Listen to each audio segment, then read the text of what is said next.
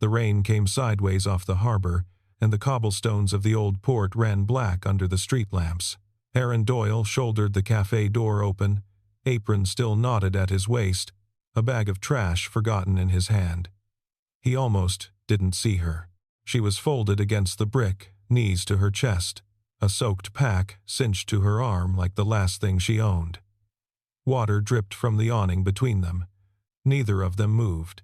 Then he set the bag down and held out his hand, palm open, and waited. She looked at the hand. She did not take it. The rain did not let up, and neither did he. Aaron stood there with his hand out until the offer stopped being a gesture and became a question she had to answer. Water ran off the awning in a thin, steady line, and the harbor made its low sound 2 streets over. When she finally rose, she did it slowly, one palm flat against the wet brick, and she did not take his hand even then. She only walked past it, through the door, into the yellow light and the smell of coffee and old wood. Inside, the last 2 customers were pulling on their coats. Aaron flipped the sign to closed, turned the deadbolt out of habit, and pointed her toward a stool near the counter. He poured coffee into a chipped blue mug without asking and slid it across the wood. "There's a room," he said. "Upstairs. Storage, mostly.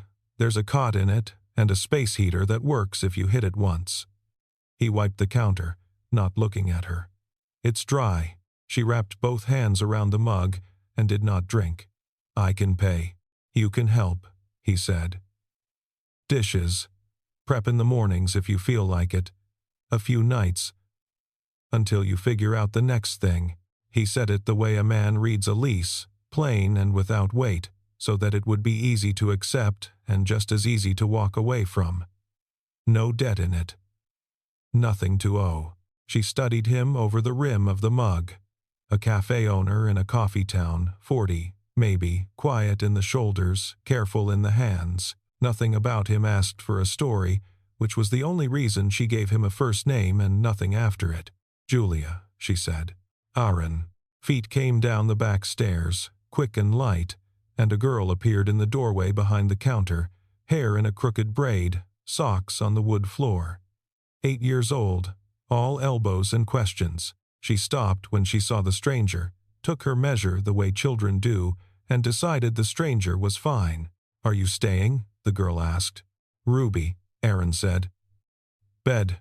But Ruby had already crossed the room and was studying the mug in Julia's hands. "That's the good one," she said, like she was handing over a secret. "The blue one's the good one. Dad only uses it when the milk foam's right." Julia's mouth moved, not quite a smile, and something in her shoulders came down 1/2 inch, the first thing in it to move all night. Aaron watched the small exchange and let it happen. He didn't explain that the room upstairs had sat empty for 4 years, or that he'd bought the cafe because it was small enough to hold in 2 hands, or that a woman named Emily had once stood behind this same counter and laughed at him for scorching the milk. He'd learned that grief kept better if you didn't hand it to strangers. So he just told Ruby to say good night, and she did, twice, once from the bottom step and once from the top. When the girl was gone, the cafe settled into its night sounds, the cooler humming, the rain thinning on the glass, the old radiator ticking as it cooled. On the corkboard by the register hung a flyer nobody on the block had wanted to talk about all week. A notice, block-lettered, about a purchase offer for the whole row of shops. Julia's eyes went to it and away. Aaron saw where they'd gone. Neither of them said anything about that, either. He set a folded towel on the counter for her, said the stairs creaked on the 4th one, and let her carry her own bag up. The notice on the corkboard came off the wall 3 days later when a man handed identical copies to every shop on the block. Harborline Development LLC, the letterhead read. A generous offer to acquire. A relocation allowance. A response required within 30 days. The florist read hers twice and sat down. The bookseller called it a threat dressed as a gift. They gathered in the cafe because it was the middle of the block and Aaron always had coffee on.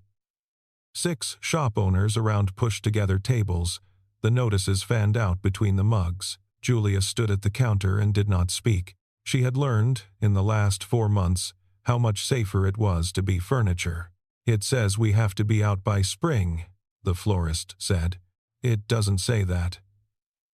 Aaron picked up a copy and read it the way other men read the sports page. "It says the offer expires in 30 days. "That's not an eviction, Nan. You don't own these buildings, you lease them. So the question isn't what they're offering you. It's what your landlords have already been offered, and whether your lease survives the sale." He set the page down. "And this clause, assignment of existing tenancies. They're not buying your shops. They're buying the right to be your landlord." The room went quiet in a new way. The bookseller looked at him. "Aaron, how do you know all that?" Aaron set the paper down flat.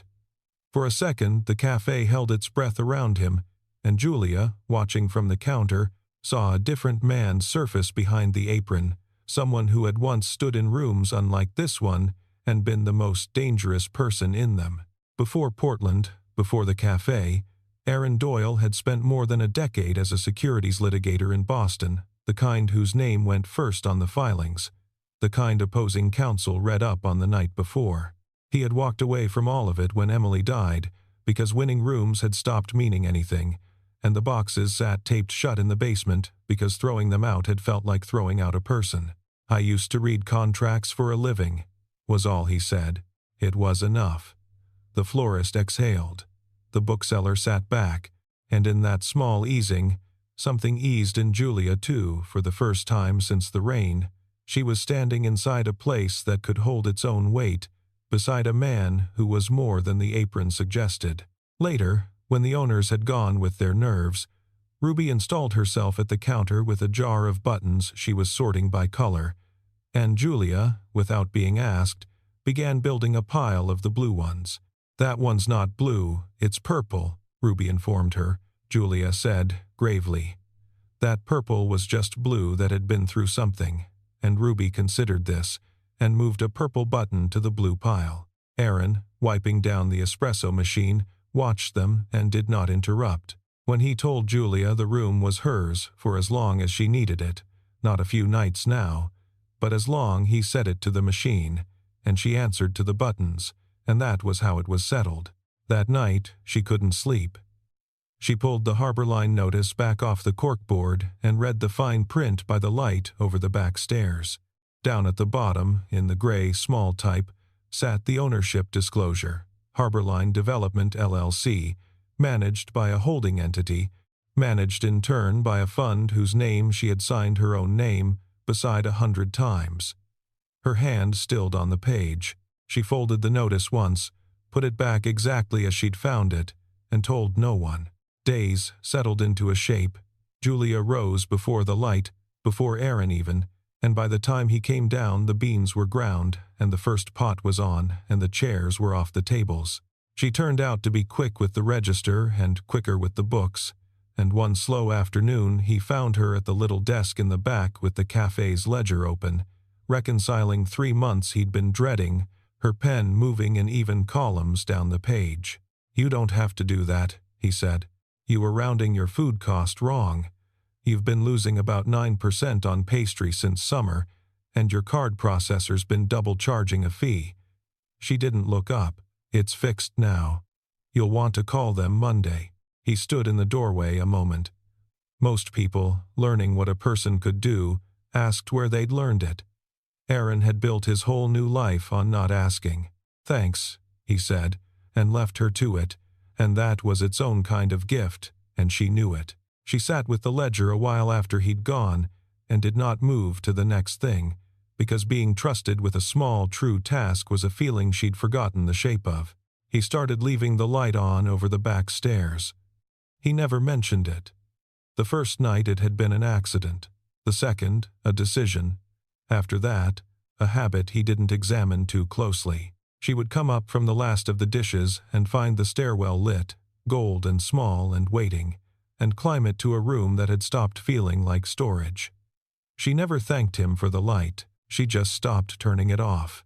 Harbor Line did not wait quietly. A second letter came, then a man who stood on the sidewalk photographing the storefronts, then a rumor that the florist's landlord had already signed. Aaron spent his evenings after close with the cafe's old laptop and a legal pad, pulling filings, following Harbor Line up through one shell entity and into the next. He worked the way he used to, the pad filling with names and dates and arrows, and he was so deep in it one night that he didn't hear Julia come down until she set a fresh mug beside him. He'd drawn a diagram. At the top of the ladder of shells he'd written a fund's name and circled it twice, because it was the money behind all the paper. And he tapped it and said, "Whoever this is, they own the block. Everything else is just companies standing in front of them." Julia looked at the circled name for a long moment. She knew the man who ran that fund. She had sat across a boardroom table from him for 11 years and let him call her by her first name. But she only picked up her rag and said, "You should sleep." And he laughed, tired, and said she was probably right, and neither of them slept much that night. Ruby was the thread that kept the evenings from going too dark. She had decided Julia should teach her the fold-over sandwiches the way Julia made them, corners squared, edges even. And so, every evening there was a lesson. Flour on the counter, the girl's tongue caught between her teeth in concentration.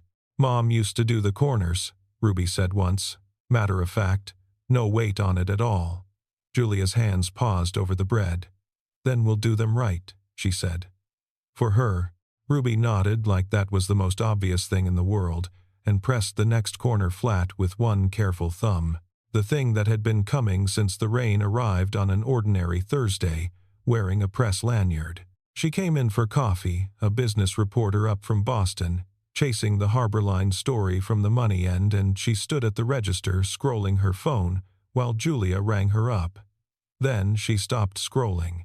She lifted her head and looked at Julia the way people look when a face slides into place against one they've been staring at for weeks.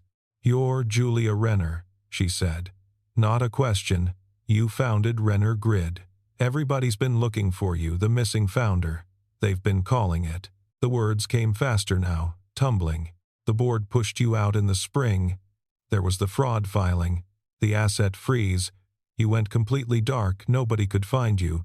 And you're standing here pouring coffee in Portland." The cafe was small and it went very quiet. The florist, at a corner table, looked up. Ruby, refilling the napkin dispensers by the window, went still and watched. Aaron came out from behind the espresso machine. He didn't raise his voice. He put himself between the reporter and Julia with the unhurried economy of a man who had done exactly this in rooms full of cameras. And when he spoke, it was in clean, closed sentences, no recording without consent, no statement of any kind, and if there was harassment of a private person on his premises, it would become a very different story than the one she'd driven up here to write. The reporter's certainty cracked down the middle. She had expected a barista. She got a litigator, and she recognized it the way one professional recognizes another across a counter. And she gathered her bag and her nerve and left without her coffee. The door swung shut. The bell died on its hook. Julia stood with both hands flat on the counter, and Aaron stood beside her, and each of them had just watched the other's whole hidden shape come up out of the water in the same instant the founder worth $1 billion on paper, the lawyer who had buried himself in a coffee town. Neither had known. Now both did, all at once. And the strange thing was that there had never been a single reason to say any of it until this exact minute, standing over the cooling grounds. "Renner Grid," Aaron said quietly. He was already somewhere ahead of it, the way he got. "The fund on my diagram. Reeves Capital." He looked at her. "Harbor Line is Reeves. The man who took your company is the man buying my block." Julia closed her eyes. When she opened them, she was already reaching for her pack under the counter. Already leaving, because leaving was the one thing she'd gotten good at. "I brought this here. To you, to her." Her eyes went to Ruby by the window. "I'll be gone tonight. You won't have to explain me to anyone." Aaron didn't move to stop her with his hands. He stopped her with a sentence. "He's coming for this place, whether you're in that room upstairs or not," he said, even and low. "You leaving doesn't save us." It just means you do the next part alone. Again, like you've been doing since the spring. She stood there with the pack half onto her shoulder. Outside, it had started to rain again, the same thin, steady line off the same awning. She looked at the door, and then at the light still burning over the back stairs, and after a long moment she set the pack back down on the floor. They talked at the counter until the rain quit, 2 cups going cold between them.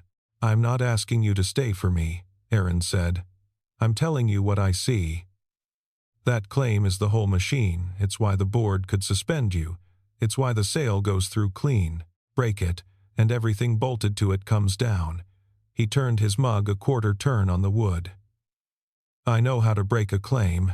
It's about the only thing I still know how to do." "You left that life," she said. "I did." He was quiet a moment. "I'm not saying I want it back. I'm saying he came to my block. And my kid does her homework in that booth." She told him then, in the flat voice of someone reciting a case against herself. Reeves had run the largest fund on her cap table for 11 years.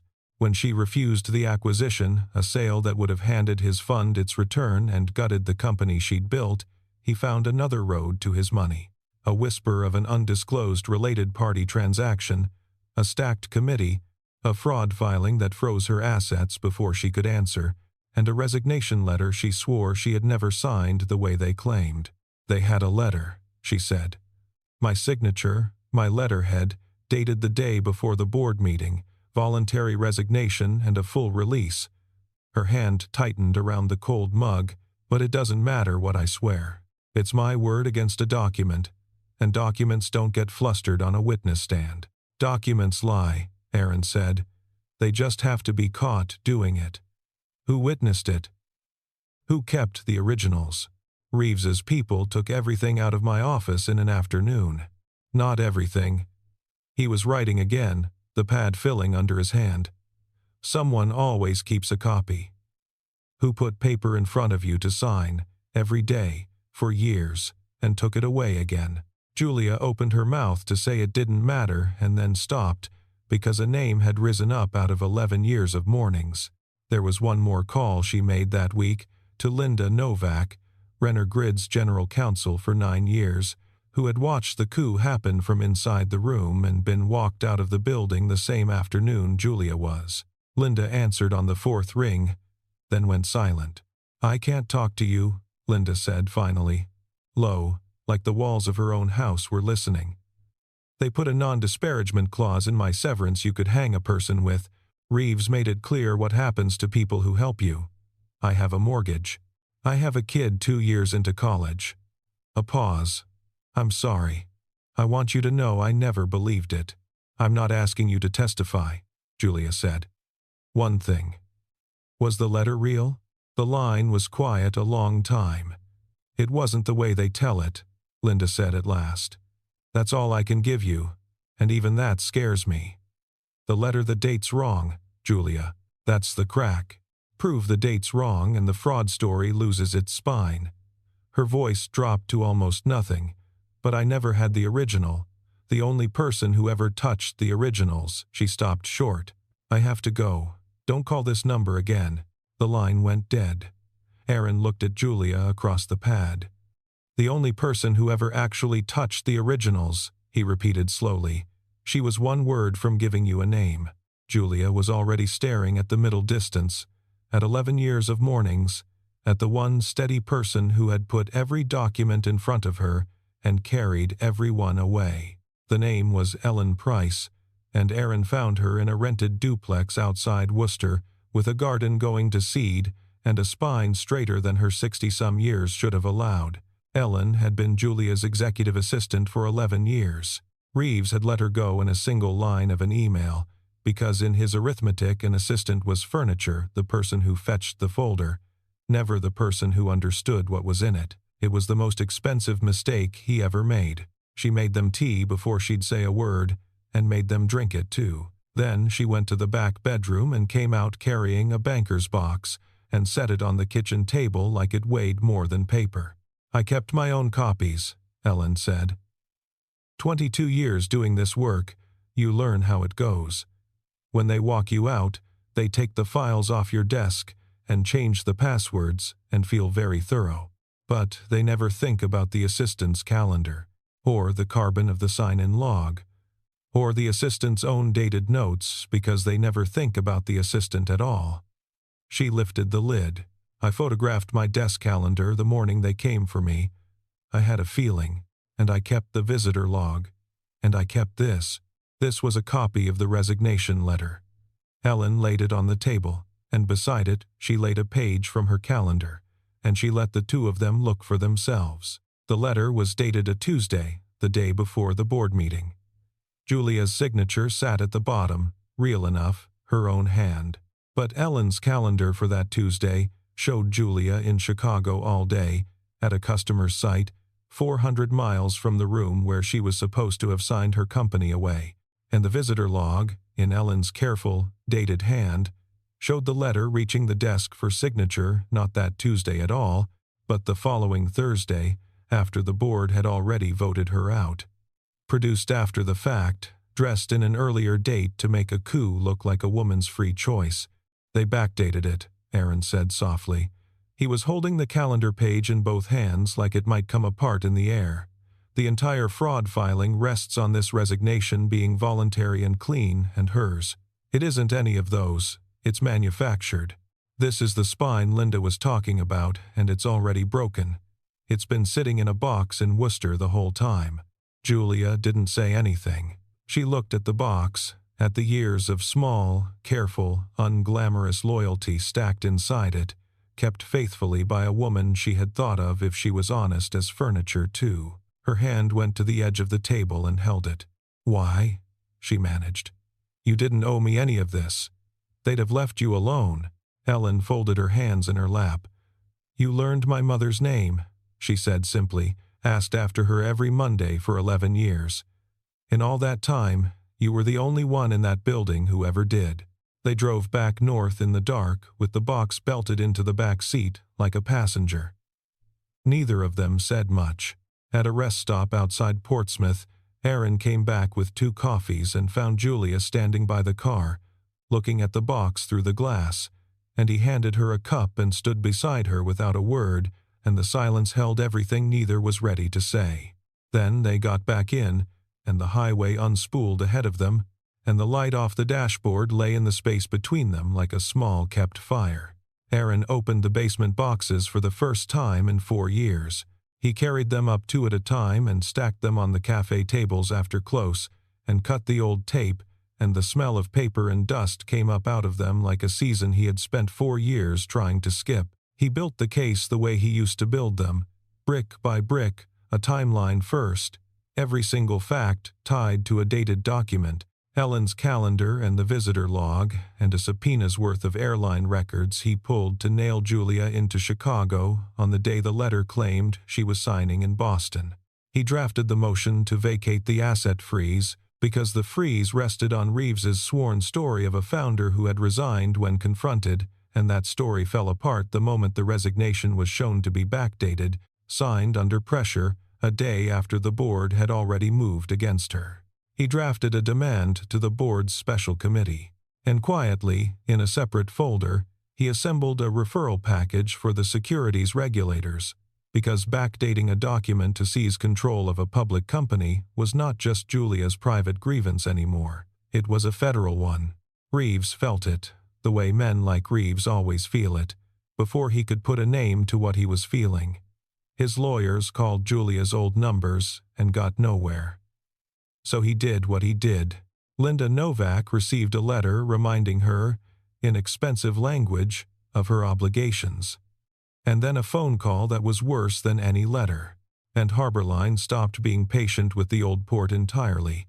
The florist's landlord signed, and a notice went up on the cafe's own front door, and a man came by on a bright afternoon to explain to Aaron, almost gently, that things went easier for people who took the offer, and a good deal harder for people who made noise.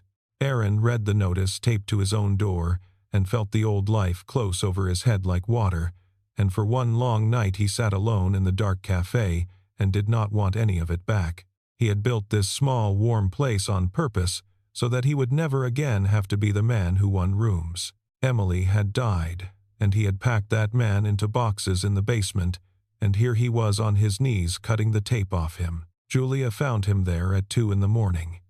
She didn't tell him it would all be fine, and she didn't ask if he was all right. She pulled out the chair across from him, drew the timeline toward her, found the one gap in it he'd been circling for an hour, and started filling it in from her own memory. After a while, he picked his pen back up. They worked until the windows went from black to gray, and at some point her hand and his hand were on the same page, reaching for the same document, and neither of them moved for the length of a breath.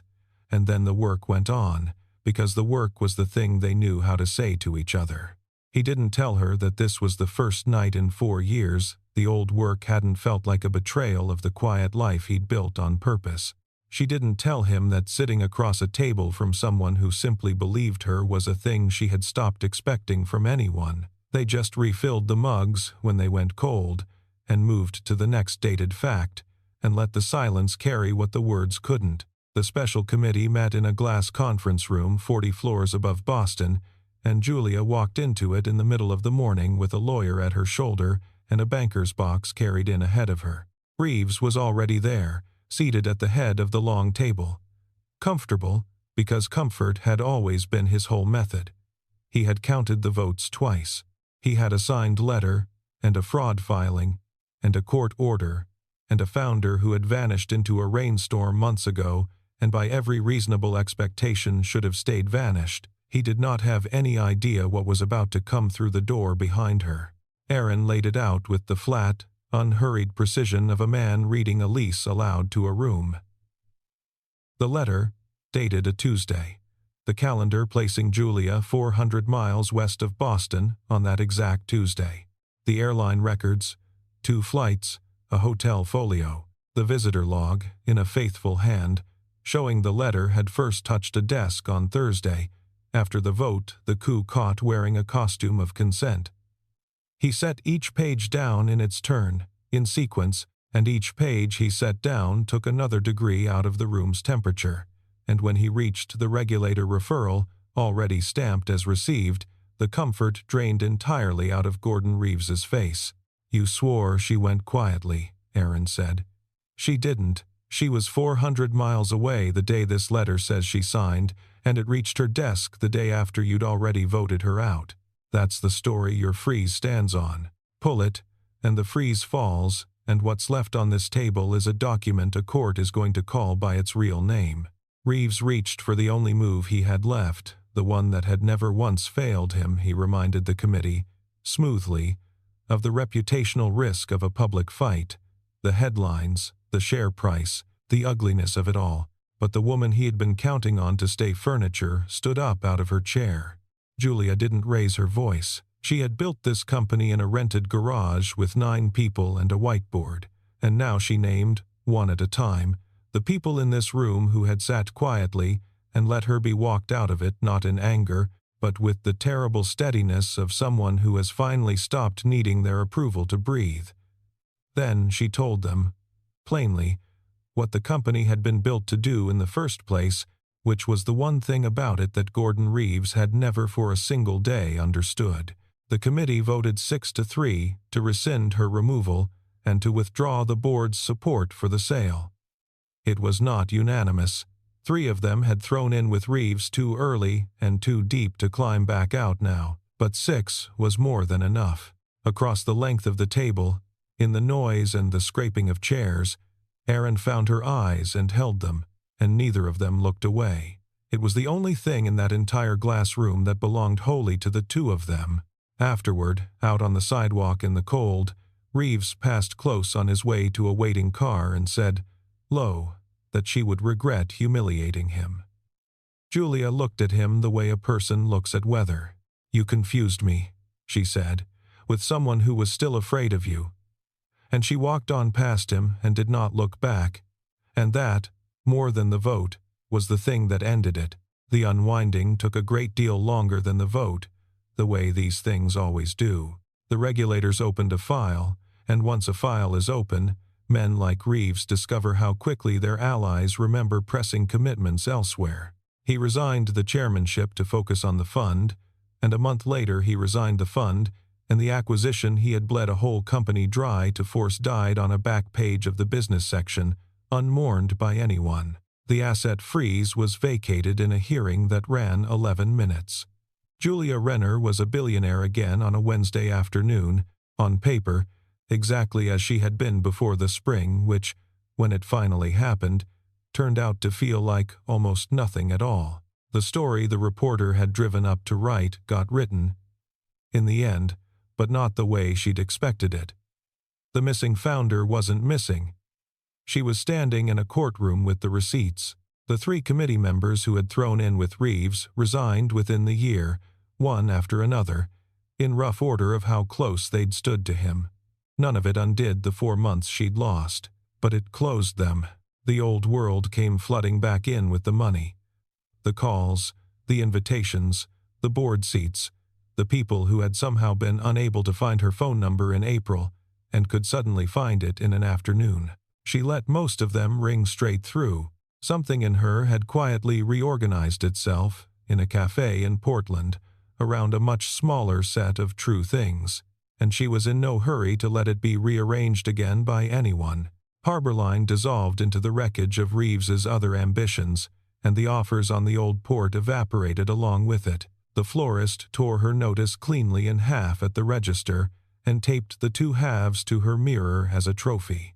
But Julia knew exactly how these blocks worked, that another buyer would always come, that a rumor was patient, that a good landlord was the only real defense a shopkeeper ever had. So she bought the buildings herself.